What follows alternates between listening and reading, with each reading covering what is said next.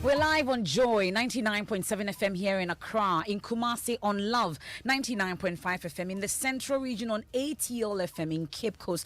We are on Kekeli Radio in Hopad FM in Damango, KTU Radio in Koforidua.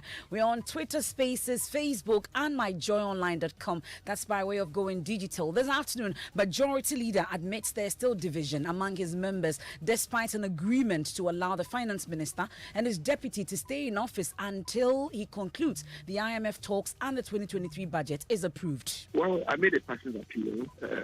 I would say the generality of the caucus was not predisposed to go with me.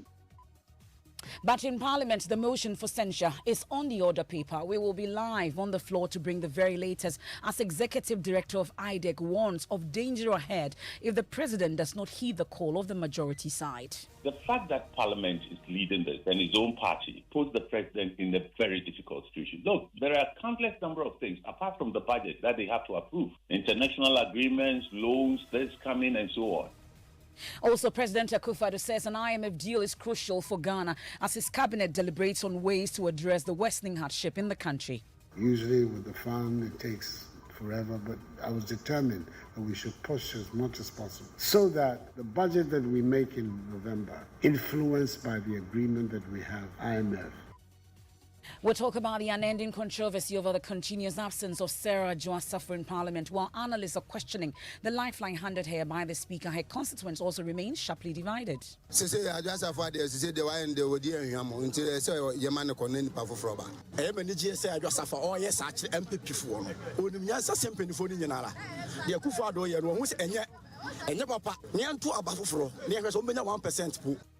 We have details of that in sports. We hear from youngster Fatau Isahaku, who is determined to earn himself a spot in Ghana's World Cup squad.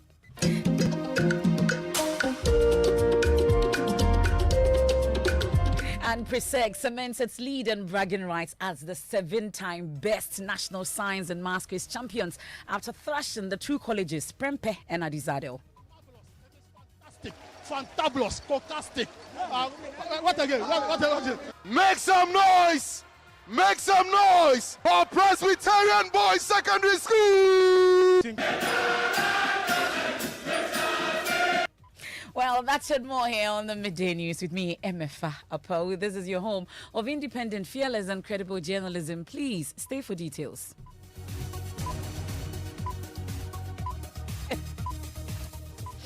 And we start off from Parliament, where the Majority Leader, Osechi Mensah-Bonsu, admits there's still division among the NPP MPs, despite an agreement reached last night to allow the Finance Minister, Ken Ofori-Atta, and the Minister of State at the Ministry, Charles Edubuahin, to stay in office until the conclusion of the IMF deal and the presentation and approval of the 2023 budget.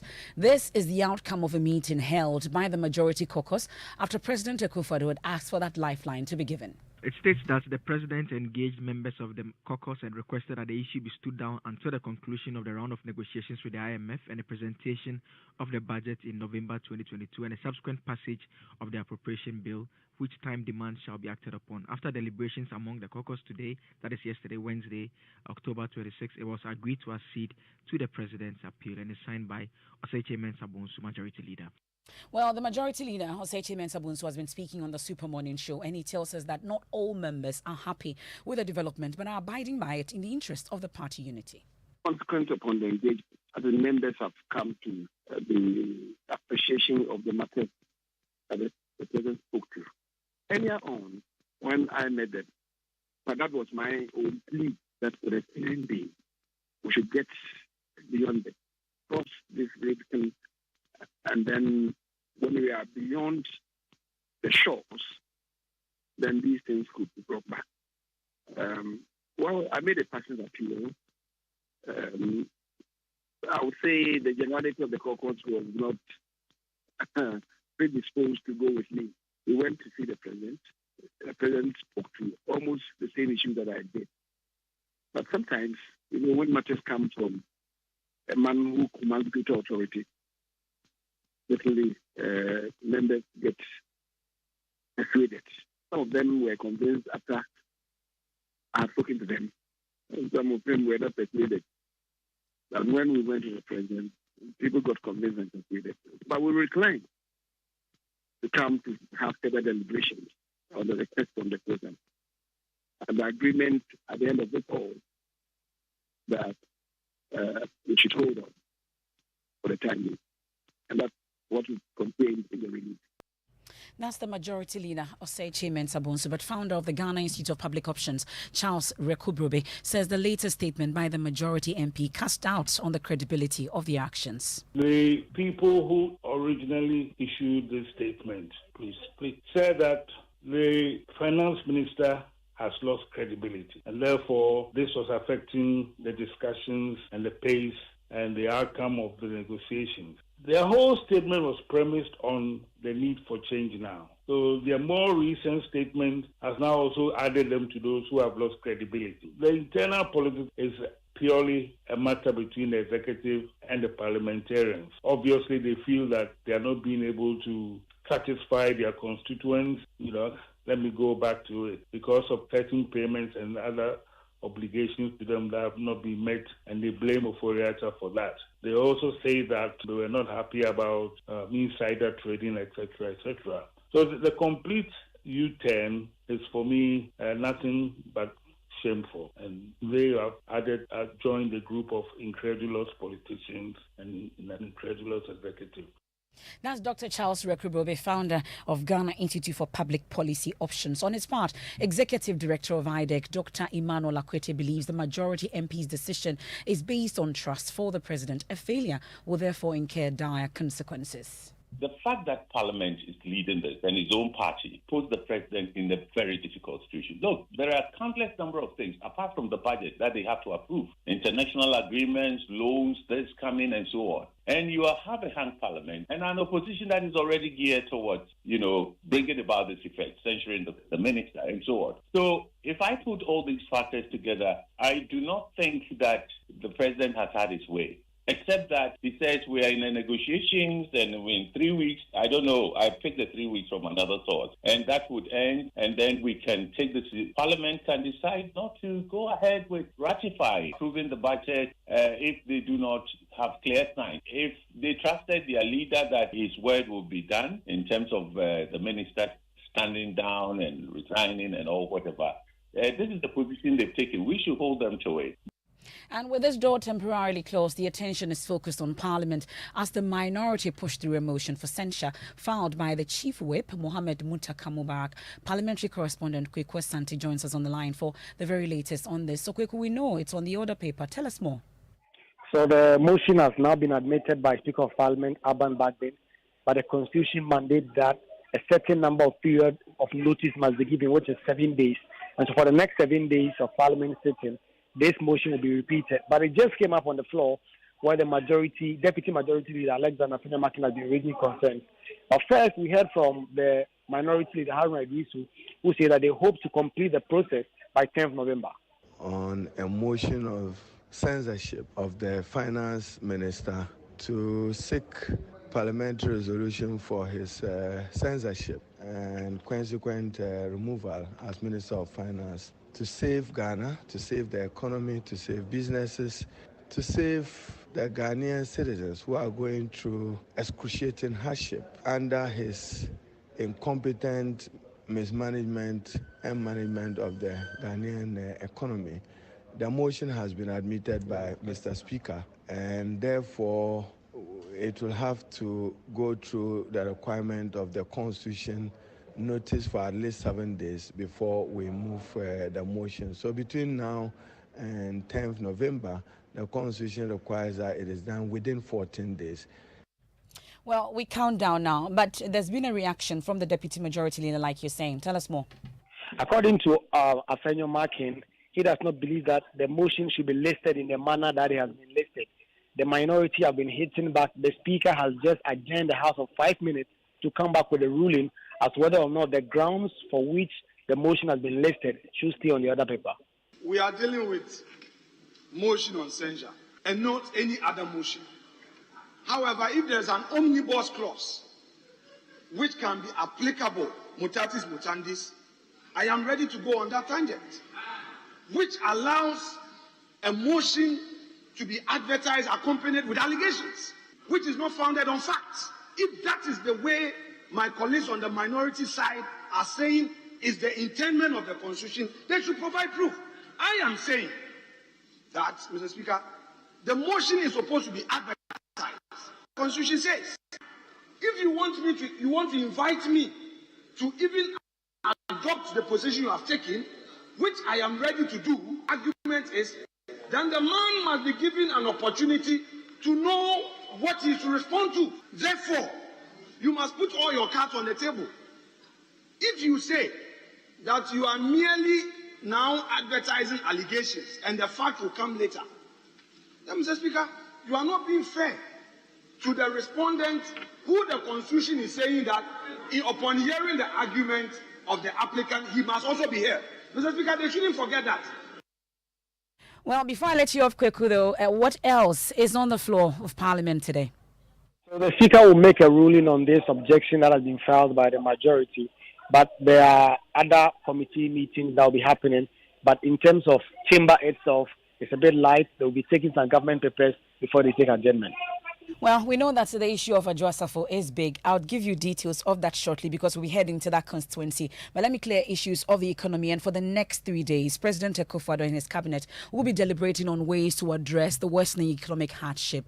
Key on the agenda is government's quest to seal a deal with the International Monetary Fund before the presentation of the 2023 budget in the middle of November. President Akufo-Addo says it is crucial for the country to reach a deal, insisting that if that does not happen, a lot will go wrong. The president was interacting with the leadership of the Trade Union Congress ahead of the cabinet retreat. It's very important for me that we should get a negotiating process that will be concluded by the time we made a budget again in November. This hit that our public finances took, that persuaded me that we should seek the assistance of the fund. One, to try and assist us to return our country to some macroeconomic stability. Secondly, to repair our public finances and thereby also strengthen our balance of payments. Usually with the fund, it takes forever, but I was determined that we should push as much as possible so that the budget that we make in November, influenced by the agreement that we have for the IMF, would therefore not necessitate a subsequent budget as a result of the agreement. We've seen the difficulties that our currency has been having. We've seen the dramatic escalation of price levels, significant rise in the cost of living, and difficulties generally in the manner in which the economy is rising. Well, the depreciation of the cedi against major trading currencies, inflation and other push factors have resulted in extreme hardship. Information Minister Kojo Nkrumah says the retreat will end with a national broadcast by the president detailing measures to restore confidence in the economy. And everybody wants to see something done in their sector. But sometimes some of the resolutions in one sector may cause a challenge in another sector unless you coordinate all of them properly. So these exchanges have been very frank and forthright. The president has been very appreciative of the forthrightness with which all of these industry players have come to the table. He looks forward to taking decisions based on these inputs that he has received. And the Institute for Statistical, Social and Economic Research, ISA, has been making some suggestions on how government can turn the economy around. Here's Professor Peter Korte. What we don't know is the form the haircut is going to take. There has not been a lot of communication. Ghanaians have been kept in the dark with limited communication of the state of affairs to calm the market, investors. They will feed on noise, and that is going to hurt us. That's what we are suffering now. Just within, I'm told the exchange rate came from 15 to 14.5 because the president started engaging people, because there is some communication. And I think apart from engaging the IMF and doing all the other things, some level of communication ought to happen. So the haircut, is it going to be on a principal or on an interest rate? I would have opted for the other one, haircut on interest rate. You negotiate and reduce the interest rates. Meanwhile, members of over 30 civil society organizations are asking government to immediately consider a work-from-home policy in a bid to ease the economic burden on Ghanaians. We can hear from Dr. Kojo Pompunia Sante. We strongly recommend that the government encourage public and private sector employers to return to the flexi working or work from home schemes deployed during the COVID-19 lockdown and after. This will help mitigate the pressure on particularly young people and those in the lower income brackets to manage the cost of transport. That's Dr. Kojo Pumpuni Asante, leading the 30 civil society organizations. I'll take you now to the Dom Kwabinya constituency, where some residents there remain sharply divided about what the fate of the MP, absentee MP Sarah Adwoa-Safo, should be. While some believe her continuous absence is a basis for her to be removed from Parliament, others hold the view she is simply protesting bad government policies and must be allowed to continue representing them. A parliamentary committee earlier this year recommended her removal after he had missed Parliament sittings for months and failed to appear to explain her absence. Speaker of Parliament Alban Bagbin yesterday ruled that the recommendation will be debated before a decision is taken. Executive Director of the African Centre for Parliamentary Affairs, Dr. Rashid Rahman, first, let's hear from him, and he's been commenting on the development. Parliament is continuously failing the people of this country, because how can a privileges committee meet on this matter that the Right Honourable Speaker say is of a lot of public interest, provide all the opportunities that they can in today's technological era in which we live, and the member refuses to take advantage of all the opportunities that were given to her, and the committee is comfortable that this is okay. This is okay, and we can take it like that. And we gave her the opportunity. She didn't take the opportunity, and then she's not in contempt of Parliament. Now, listen to this interaction between my colleague Samuel Kojo Brace and some Dom Kwabinya constituents. No kwatani baby na ya to aba foforo na obi bana obesi nanan na oye ne ayepema yen dia any problem. Okay. So basically what he's saying is that he was even thinking that the member of parliament had already left the house and that she is no longer a member of the house, only for him to hear yesterday that her issue was up for discussion. Now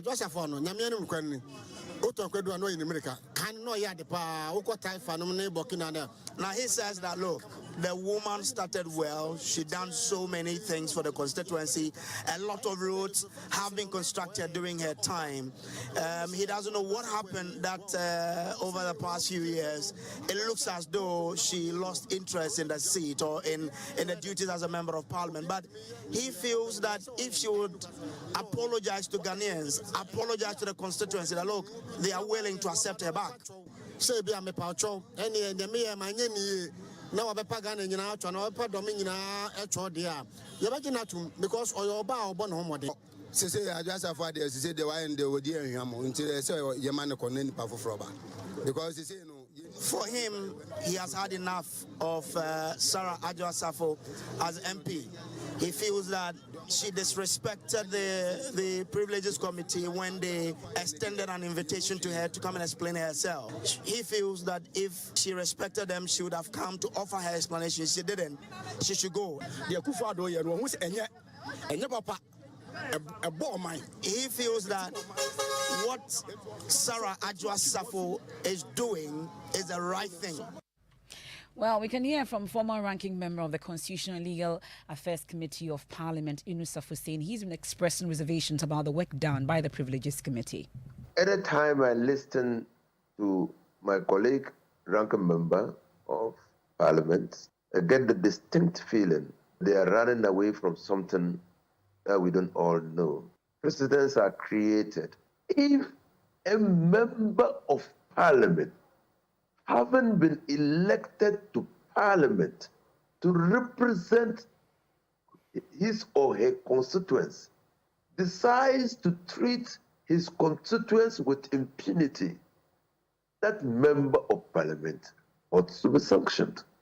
Indeed, the Constitution also anticipates that there could be circumstances, situations that will make a member of Parliament absent him or herself from Parliament. That's Inusa Husseini. He's a former ranking member of the Constitutional and Legal Affairs Committee of Parliament. Now, President Akufo-Addo is unhappy with the lack of progress by security agencies in identifying the culprits responsible for the murder of journalist Ahmed Swale. He's equally not happy the motive for the killing has yet to be established. He's been interacting with the GJA leadership over these and more. We can first hear from the president of the Ghana Journalists Association, Albert Kwabena Jumfo, appealing to the president to protect journalists.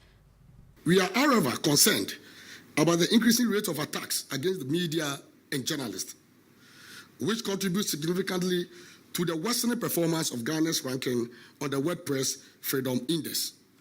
We believe that adding your voice to the condemnation of such attacks will curb the impunity.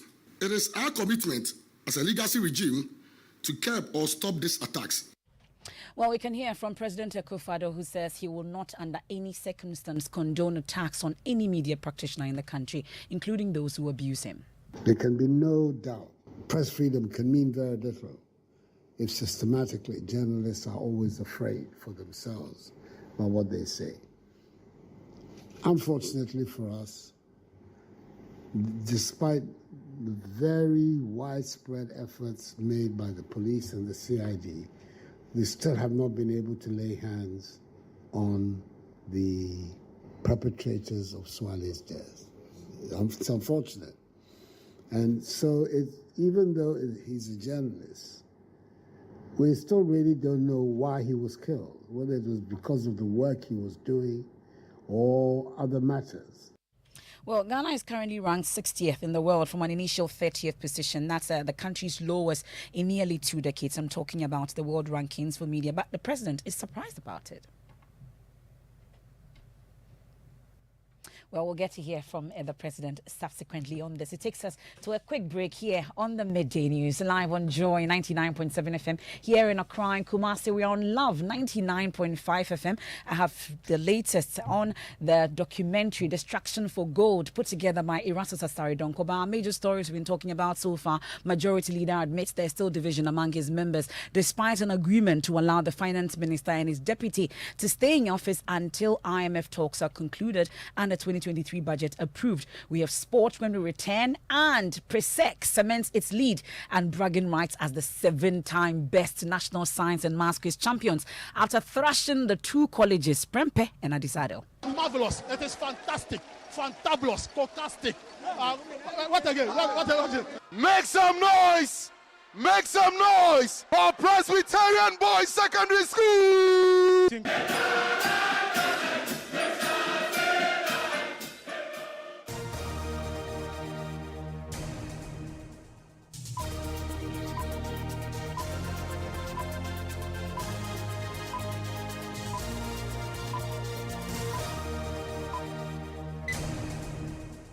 Thanks for sticking with the Midday News on Facebook, Twitter, Spaces, myjoyonline.com, also on Joy 99.7 FM. It's time for sports. Tahiru Fentuo has the details. And in 18 days, Black Stars head coach Otto-Addo will submit to FIFA his final list of 26 players for the World Cup. Club football is expected to take a break on November 13, leaving very little time for players to impress respective coaches of World Cup-bound nations. Black Stars winger Abdul Fattah Isahaku has started seeing more game time with Portuguese side Sporting Lisbon after a slow start, and the 17-year-old is hungry for his spot in Ghana's final squad to Qatar. Gradually, it's very good, and with the coach and everything, and with the team, I think it's perfect for me, and I'm very happy developing in the club. I'm always focused and ready, and actually it's good for me, and I need to always be ready to get in to make everything possible. Youngster Abdul Fattah Isahaku there, bringing an end to sport. Thank you very much, Fento. Now I'll take you to the Ashanti region where the Asantehene Otumfuo Seitu II has accused some government officials and politicians of being complicit in illegal mining menace we call Galamsey. The Asantehene made the revelation when a delegation from the multimedia group presented a copy of its latest documentary, Distraction for Gold, to him at the Menchia Palace in Kumasi. Ohiming Teria has more. The presentation of a copy of the Distraction for Gold documentary to the Asantehene at the Menchia Palace is part of the No to Galamsey campaign by Joy News in the fight against illegal mining. The Asantehene observed illegal mining operations have become so complex to the extent gold can be exported out of the country through the borders without being detected. Is the gold not sent out through our borders? Why do we keep talking about it? If we don't halt it, we'll have problems. Government officials or those in politics, they are all part. We have to be resolute. The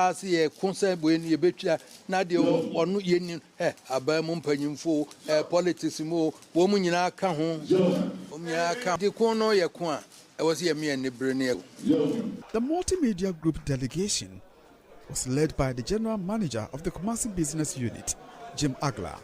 It included Kofi Edudunfe, the news editor, Erastus Asaridonko, who produced the documentary, and Ohimiteria, an assistant editor.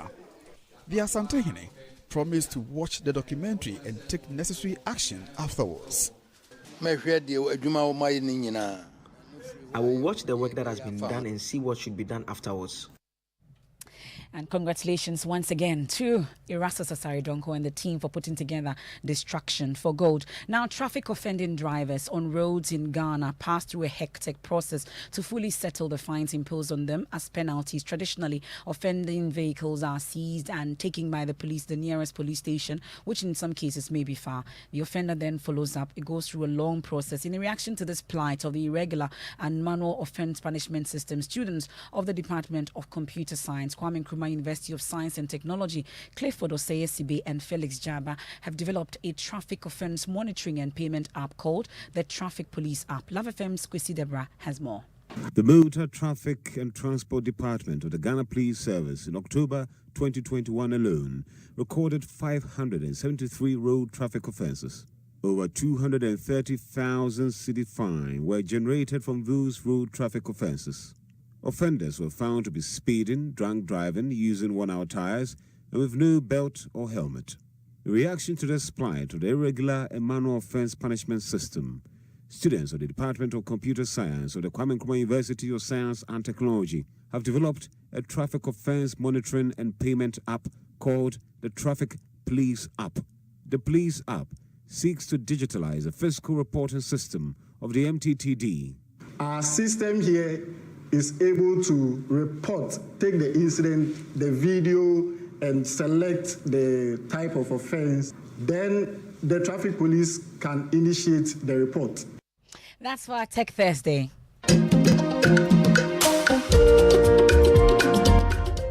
And Presec has now solidified its lead and bragging rights as 7-time National Science and Maths Quiz champions after beating the two colleges, Prempeh and Adisadel, in a hair-raising, action-packed grand finale. The Presecans now have 7 trophies, or that year, 2 clear more than their closest contenders, Prempeh College, who wanted to win this year, to be at par with them. Maxwell Agbagba has more in this report.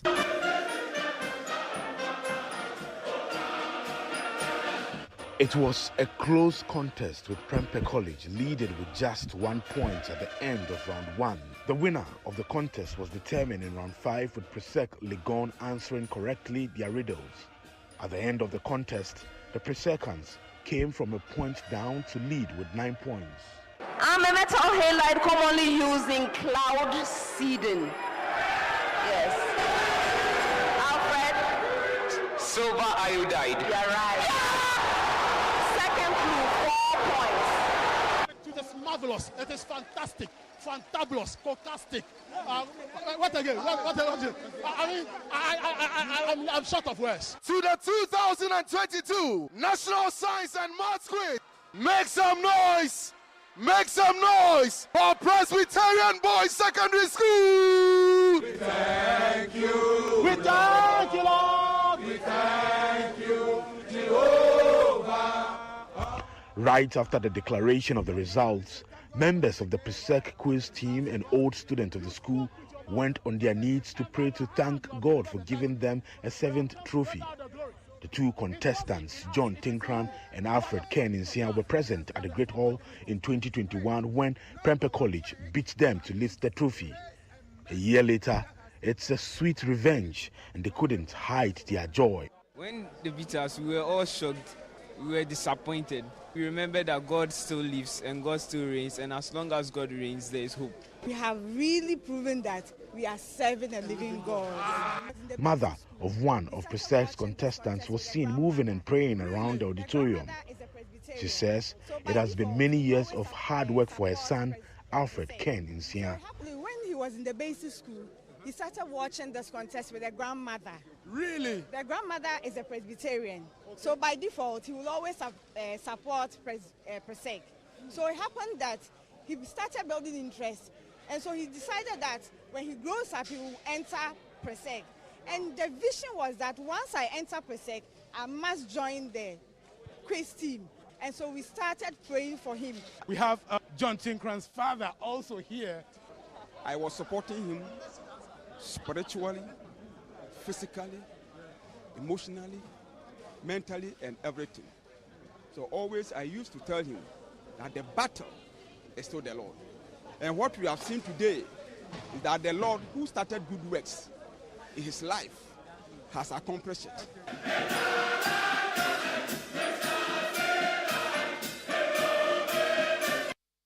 The 2022 National Science and Maths Quiz is produced by Primetime Limited and is sponsored by the Ghana Education Service in partnership with APSA Ghana and supported by Goyle, Prudential Life Insurance, Airtel Tigo. The broadcast of the National Science and Maths Quiz on Joy News is supported by Virtual InfoSec Africa, Virtual Security Africa, Vitamilk, Cowbell, Alumni by Enterprise Life, Fatex Toilet Roll, Ace Medical Insurance, Azar Group, Kings Group Limited, Family Health Medical School, DBS, ZNZ, the Basto School, Koba, and Lumitrust.